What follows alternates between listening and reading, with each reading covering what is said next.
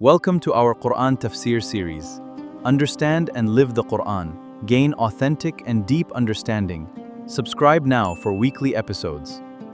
آتينا موسى الكتاب وجعلنا معه أخاه هارون وزيرا فقلنا اذهبا إلى القوم الذين كذبوا بآياتنا فدمرناهم تدميرا صدق اللہ العظیم۔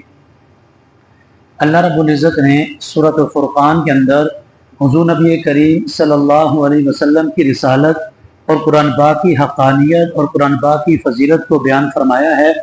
جو لوگ نبی علیہ السلام کی رسالت پر اعتراض کرتے تھے یا قرآن پاک کے منزل من اللہ ہونے پر اعتراض کرتے تھے، اللہ تعالیٰ نے ان کے اعتراضات کو اس صورت کے اندر نقل فرمایا ہے اور ایک ایک بات کا جواب دیا، اور حضور نبی کریم صلی اللہ علیہ وسلم کی تسلی کے لیے بڑی بہترین انداز میں اللہ تعالیٰ نے اللہ کے نبی صلی اللہ علیہ وسلم کی شان بھی بیان کی، اور ان کی تسلی کے لیے اللہ تعالیٰ نے بڑے بہترین انداز میں آگے کے بارے میں بھی یہ بات بتائی، وعدے کیے کہ آپ نے پریشان نہیں ہونا، کہ آج اگر آپ کے اوپر پریشانی ہے تو انشاءاللہ اللہ تعالیٰ آپ کو ہر مشکل سے نکلنے کا راستہ بھی بتلائیں گے، اور اللہ تعالیٰ آپ کے صبر کے نتیجے کے اندر آپ کے معاون اور مددگار بھی ہوں گے۔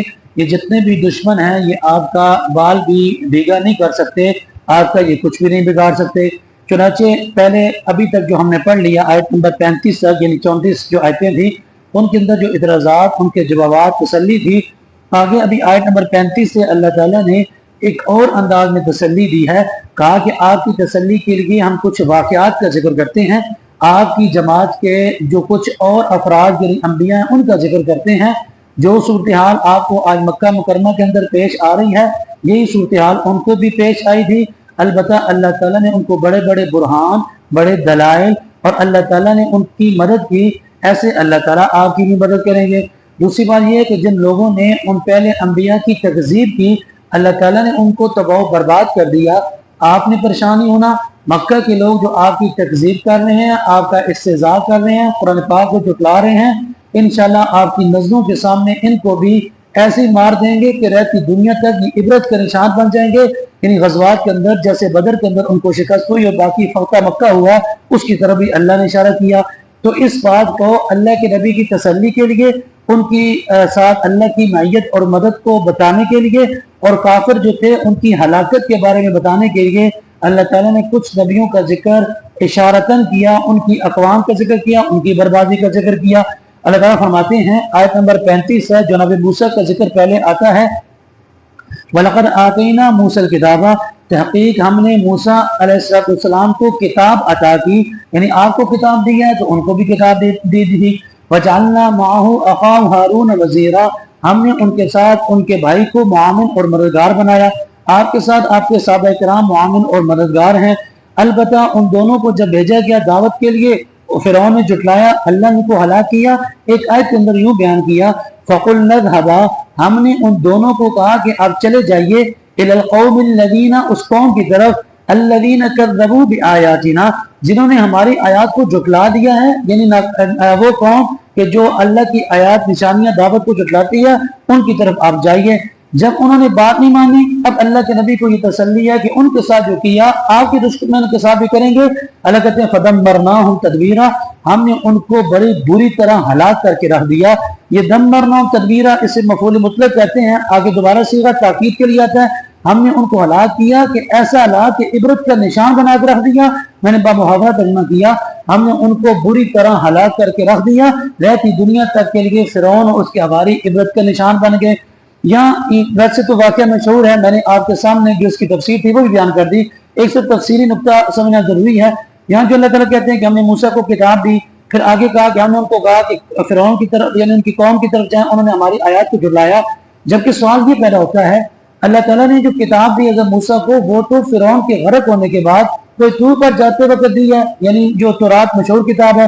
یہاں اللہ تعالیٰ جاتے وقت ہی کہہ رہے ہیں کہ ان لوگوں نے ہماری آیات کو جھٹلایا اور کتاب کو بتا رہے ہیں، تو یہ کون سی کتاب ہے؟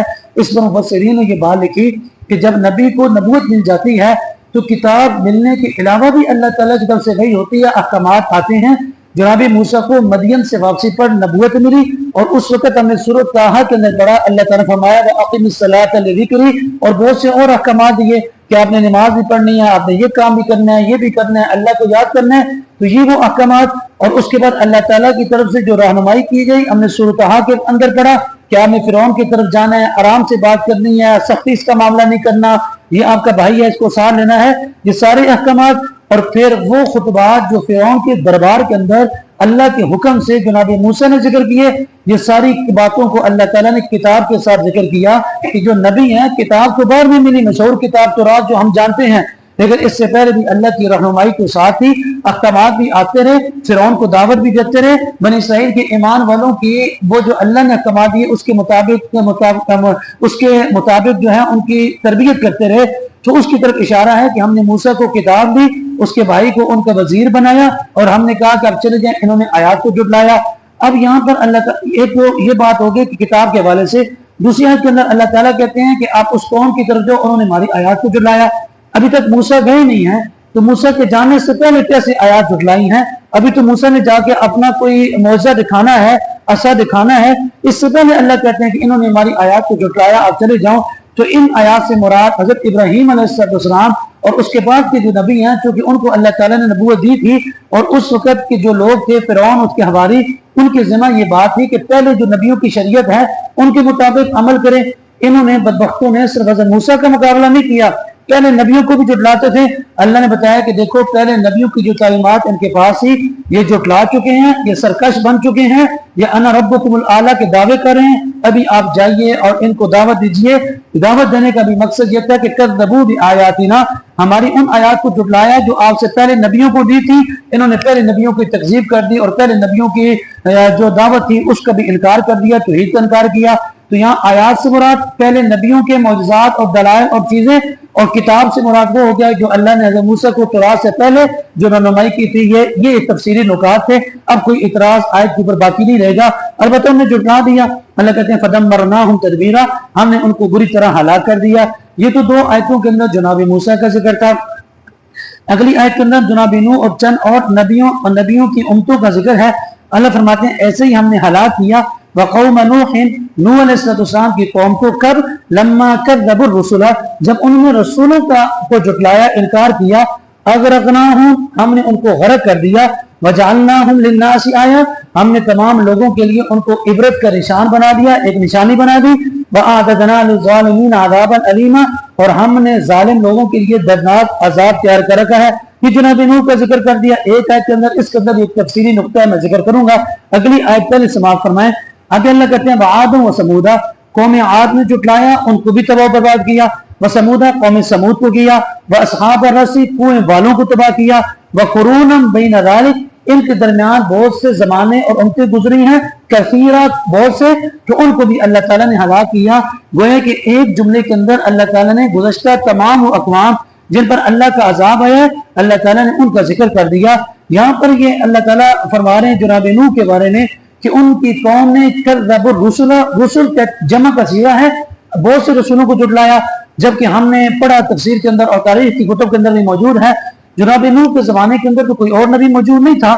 اللہ کہتے ہیں انہوں نے سارے رسولوں کو جھٹلایا، وہ ایک رسول تھے ان کو تو جھٹلایا، لیکن باقی جمع کا صیغہ کیوں لایا؟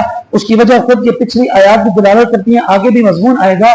وہ جو لوگ تھے وہ بشریت کو نبوت کے منافی سمجھتے تھے، وہ کہتے تھے کہ یہ ممکن نہیں ہے کہ کوئی انسان نبی بن کے آئے، وہ کہتے تھے کہ جو انسان ہوگا نبوت کا دعویٰ کرے گا ہم اس کو نہیں مانتے۔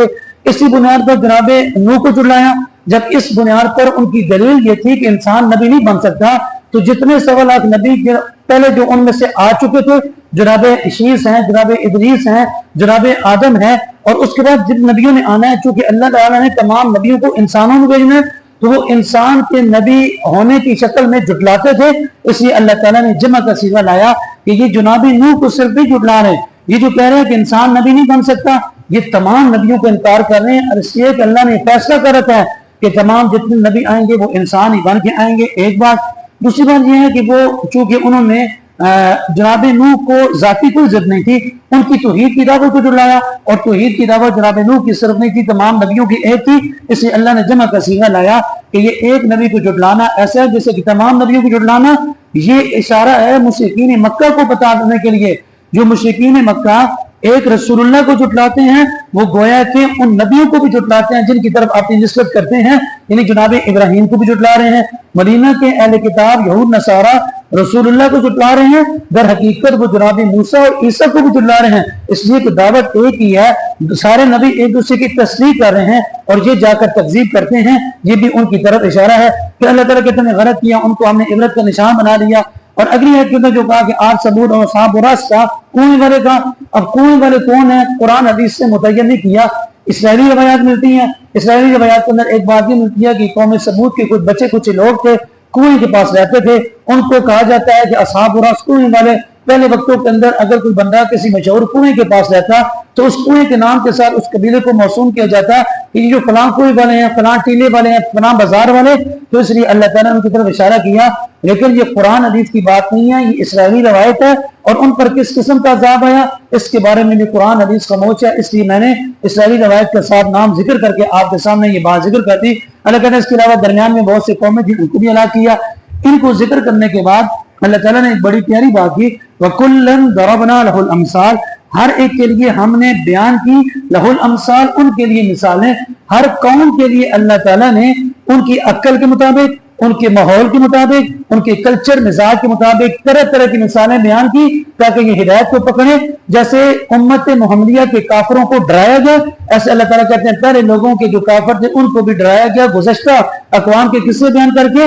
یہ جو قرآن پاک ہے ایک ہی بات کو بار بار پھیر پھیر کر بیان کرتا ہے.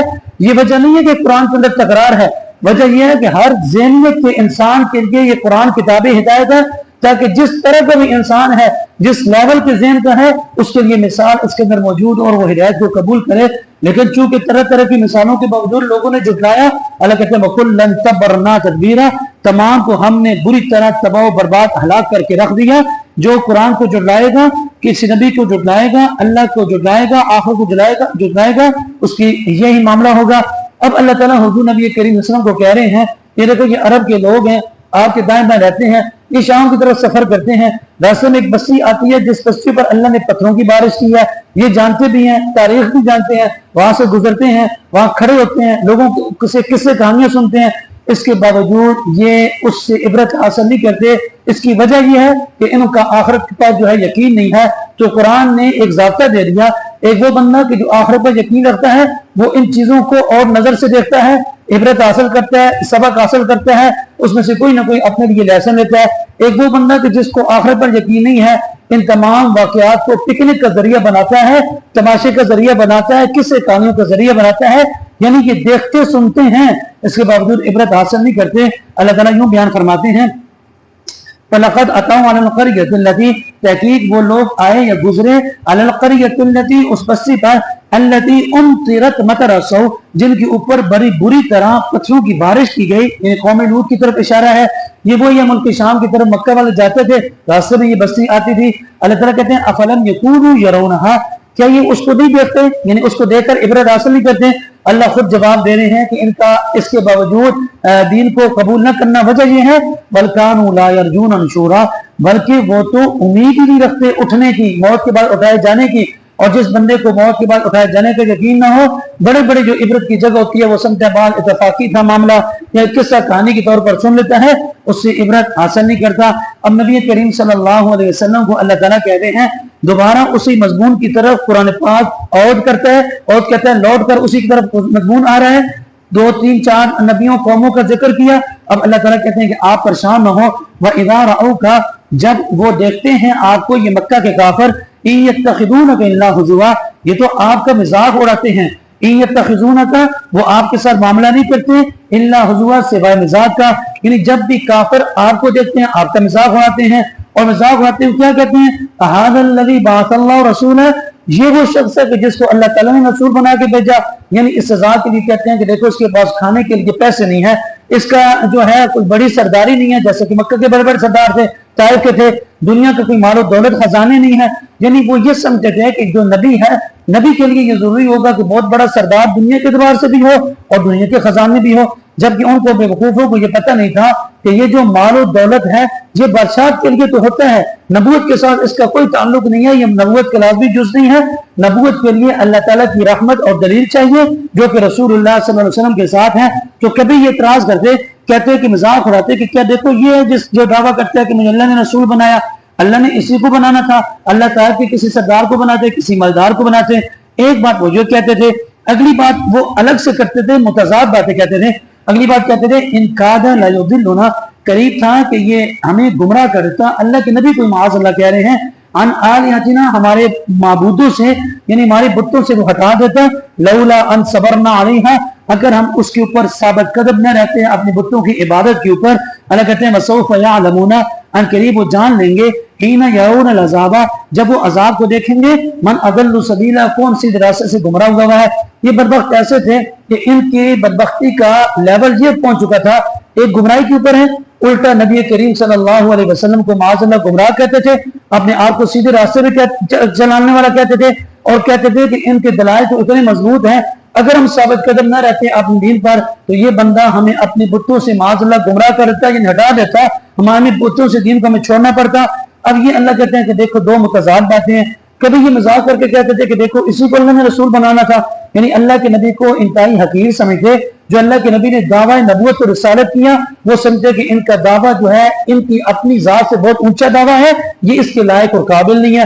اور کبھی متضاد بات، کبھی کہتے تھے کہ ان کے دلائل اتنے مضبوط ہیں، اگر ہم اپنی حد درمی میں قائم نہ رہتے ہم اپنے بتوں سے ہٹ جاتے۔ یعنی دو متضاد بندہ وہ کرتا ہے کہ جس کا اپنا ذہنی توازن ٹھیک نہ ہو۔ اللہ کہتے ہیں یہ معاذ اللہ کے نبی پر یہ باتیں کرتے ہیں، وسوف یعلمون، وقت دور نہیں ہے، ان قریب وہ جانیں گے، حین یرون العذاب، جب وہ عذاب کو دیکھیں گے، من اضل سبیلا، کون سی راستے سے گمراہ ہے، یہ گمراہ ہیں یا اللہ کے نبی صلی اللہ علیہ وسلم اور کے ساتھی ہیں۔ آگے اللہ تعالیٰ حضور علیہ السلام کو تسلی دے رہے ہیں، آپ پریشان نہ ہوں، انہوں نے تو اپنی خواہش کو معبود بنایا ہوا ہے، اور جو بندہ اپنی خواہش کو معبود بنائے اس کو کبھی بھی سیدھا راستہ نہیں مل سکتا۔ اور کیا آپ کو نہیں معلوم من اتخذ الہہ ہوا، ان لوگوں کے بارے میں کہ اتخذ الہہ، انہوں نے معبود بنایا ہے ہوا، اپنی خواہش کو، کہ ان لوگوں نے اپنی خواہش کو معبود بنایا ہے۔ جو بندہ اپنی خواہش کو معبود بنائے، کیا پھر بھی آپ ان کے بارے میں غم کریں گے کہ سیدھے راستے پہ آ جائیں؟ افانت تکون علیہ وکیلا، کیا آپ ان کے اوپر اب بھی نگہبان ہیں، یعنی آپ کی ذمہ نہیں ہے کہ آپ پکڑ پکڑ کر ان لوگوں کو دین پر لائیں کہ جو اپنی خواہش کو معبود بناتے ہیں، آپ کی ذمہ سے دعوت دینا ہے، اگر قبول کرتے ہیں ان کا فائدہ، قبول نہیں کرتے تو آپ سے کسی قسم کی پوچھ گچھ نہیں ہوگی۔ یہ نبی کریم صلی اللہ علیہ وسلم جب پریشان ہو جاتے، دعوت دیتے، سمجھاتے، اس کے باوجود وہ اسلام قبول نہ کرتے تو اللہ کہتے ہیں کہ آپ ان کے اوپر نگہبان نہیں ہیں۔ یہ جو بات ہم نے کہا کہ اپنی خواہش کو معبود بنایا، حضرت ابو امامہ رضی اللہ عنہ کی روایت ہے، وہ کہتے ہیں کہ اللہ کے نبی صلی اللہ علیہ وسلم نے فرمایا کہ جتنے بھی لوگ جو اللہ کے علاوہ دیگر معبودان باطنہ کی پوجا کرتے ہیں، تو سب سے برا معبود اور بری پوجا وہ ہے کہ اپنی خواہش کی پوجا کرنا، اپنے خواہش کو دین بنا لینا۔ یہ جو خواہش کی پوجا کی جاتی ہے یہ بھی ایک طرح کا بت ہے۔ جو بندہ اپنی خواہش کو اپنی عقل کے تابع نہیں کرتا، خواہش کا غلام ہوتا ہے، کبھی یہ سیدھا راستہ نہیں پکڑ سکتا۔ جو بندہ اپنی عقل کو غالب رکھتا ہے، اپنی خواہش کو مغلوب رکھتا ہے، اگر وہ خدا نہ خواستہ کسی کو شرک کر بھی لے اس کو پھر بھی سیدھا راستہ مل جاتا ہے، اس لیے کہ اس کی عقل اس کو کہتی ہے تو غلط کر رہا ہے۔ لیکن جس بندے نے اپنی خواہش کو مذہب اور معبود بنا لیا، اب اس کے لیے تمام ہدایت کے راستے مزدور ہو گئے۔ اس لیے اللہ کے نبی کو کہا گیا افانت تکون علیہ وکیلا، کیا آپ ان کے اوپر اب بھی نگہبان ہیں؟ آپ نگہبان نہیں ہیں، آپ پریشان نہ ہو۔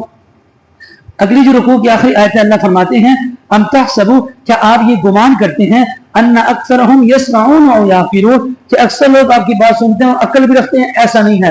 یعنی آپ جن کے سامنے قرآن پڑھ کے سنا رہے ہیں، آپ یہ سمجھیں کہ یہ سارے آپ کی بات سن بھی رہے ہیں اور عقل بھی رکھتے ہیں، ایسا نہیں ہے۔